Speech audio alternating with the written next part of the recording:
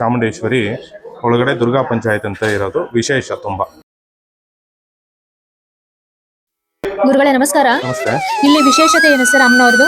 ಇಲ್ಲಿ ಇದು ಚಾಮುಂಡೇಶ್ವರಿ ಅಮ್ಮನವರು ಚಾಮುಂಡಿವನ ಅಂತ ವಿದ್ಯಾರಣ್ಯಪುರಮಲ್ಲಿರೋಂಥ ದೇವಸ್ಥಾನ.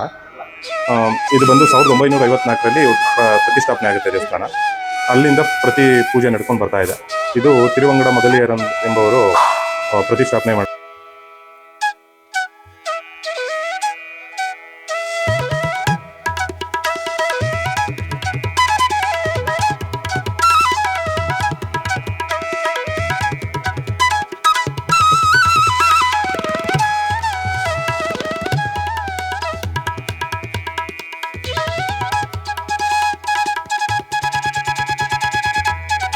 ಇಲ್ಲಿ ಒಲ್ಲಿ ದೇವಸೇನ ಸಮೇತ ಸುಬ್ರಹ್ಮಣ್ಯ, ಗಣಪತಿ, ದಕ್ಷಿಣಾಮೂರ್ತಿ, ಶ್ರೀನಿವಾಸ, ಮಹಾಬಲೇಶ್ವರ ಎಲ್ಲ ನವಗ್ರಹ ದೇವಸ್ಥಾನಗಳೆಲ್ಲ ಇರುತ್ತದೆ ಇಲ್ಲಿ.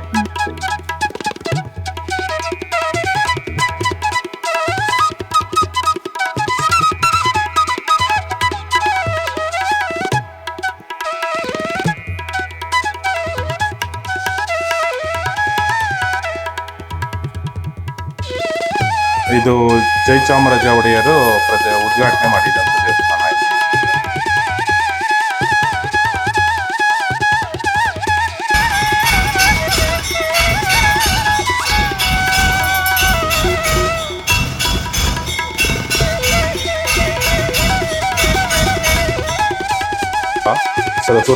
ಎಲ್ಲಿ ಇರೋದು ಸರ್?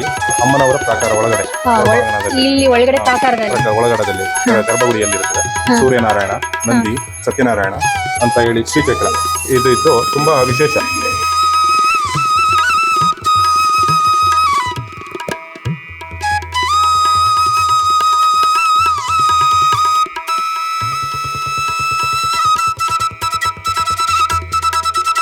ಅವ್ರಿಗೆಲ್ಲ ತುಂಬಾ ಒಳ್ಳೇದಾಗಿದೆ.